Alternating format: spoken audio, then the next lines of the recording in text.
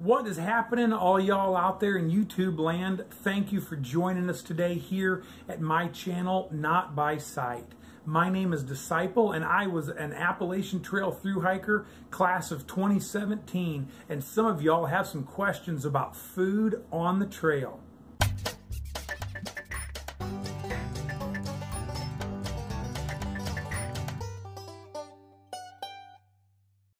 You want to know more about food. How can I cook? Should I cook? What about going stoveless? What's that look like? What should I do? Sometimes it might seem overwhelming. Well, those of you that were able to follow along on my thru hike know that I carried a stove in the beginning, but after a while it got really hot outside and I decided I'm going to go stoveless for a while. And you know what? I'm really glad that I did. Today we're going to take a look at kind of what it's like to go stoveless. What sort of foods can you eat? Maybe what can't you eat?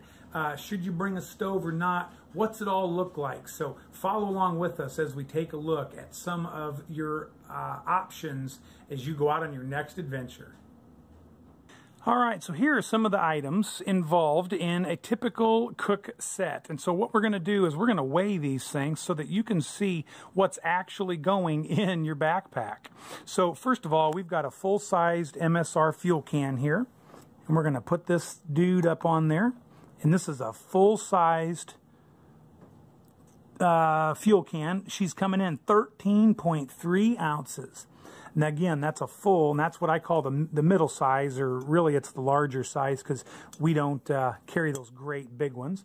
But that's the typical size that most thru hikers will carry. Now here's one that's almost empty. There's a little bit of gas left, but basically that's mostly just the can. When it gets down that low, you're starting to look for a new can for sure. And it's still coming in at 7.6 ounces. That's a considerable amount of weight, nearly 1/2 of a pound, just in an almost empty fuel can. So then you have to have some sort of a stove. Now here is a little heavier stove, but it's a good one. This is the Optimus Crux. And when I carried a stove, that is the one that I carried, but boy, it's heavy.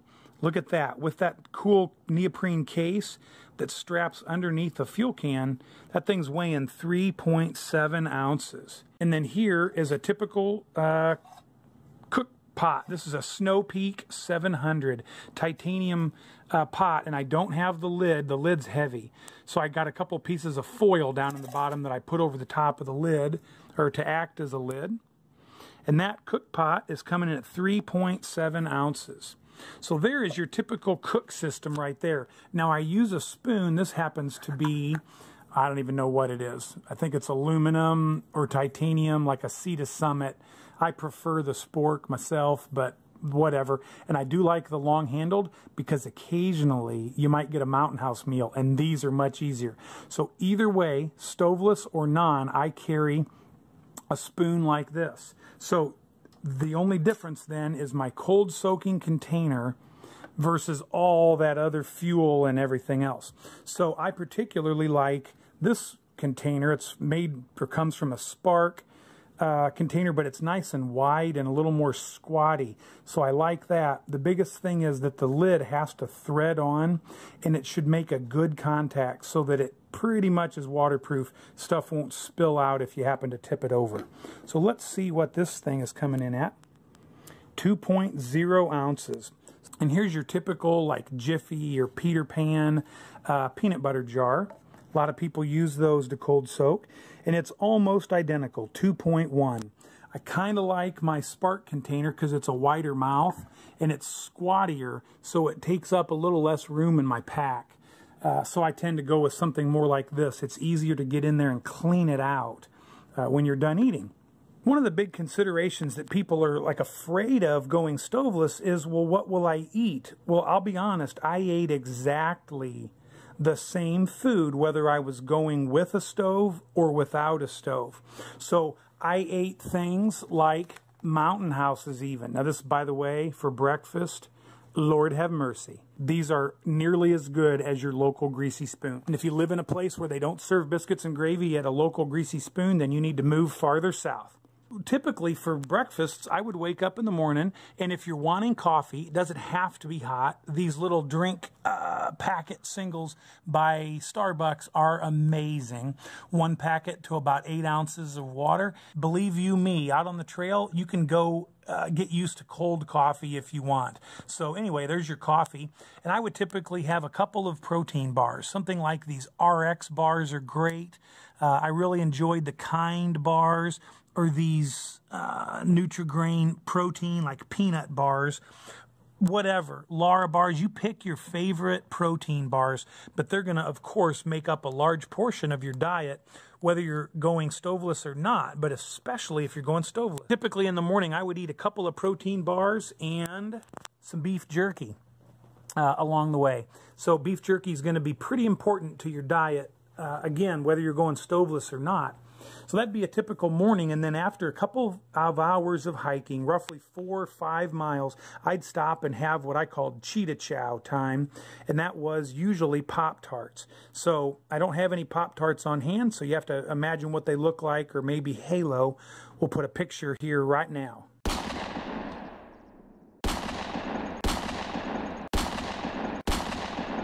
Anyhow, I like the brown sugar and cinnamon, and of course they have to be frosted. But I would usually eat a couple Pop-Tarts and then a piece or two of beef jerky.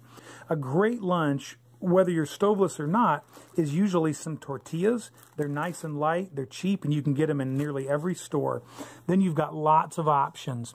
When you do get to stay at a hotel, pick up some of their peanut butter packets, and you can use these and some jellies if you like. But I really enjoyed this natural peanut butter. It's upside down. This stuff is great. Really enjoyed these. And one of these, I could work 2 tortillas out, no problem.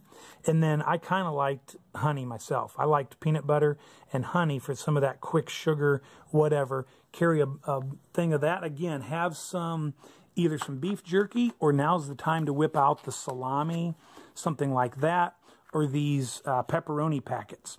So you can pick these up about every grocery store, convenience store, whatever.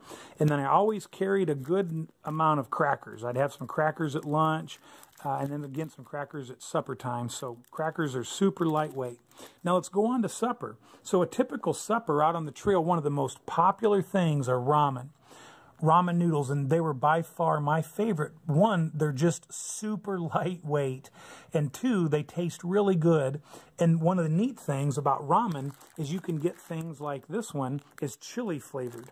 Now with chili flavored, I loved to have my wife dehydrate some ground beef for me, and she'd send that on ahead, and I'd have some ground beef. So that was one of my favorite proteins to add to my meals. So some ground beef and a chili ramen, oh yeah, super good. Now here's one that's an Oriental ramen, and then a Thai curry flavored tuna packet. Now this one isn't Thai curry, but the point is you can match your ramen with your tuna flavors and make some incredible meals out of that. And this is another good brand. I really liked this brand of tuna, and you can tear this top part off and leave the spoon and all that at home.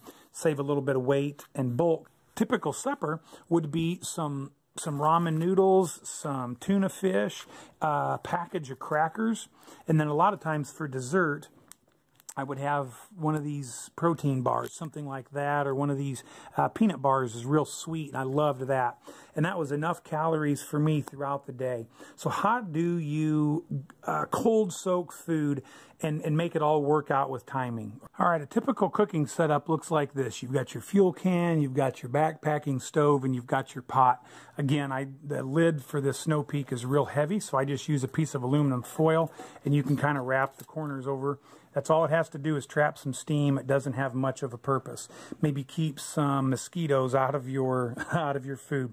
So you boil your water first, then you would add your ramen noodles or your Knorr pasta side or whatever into this pot.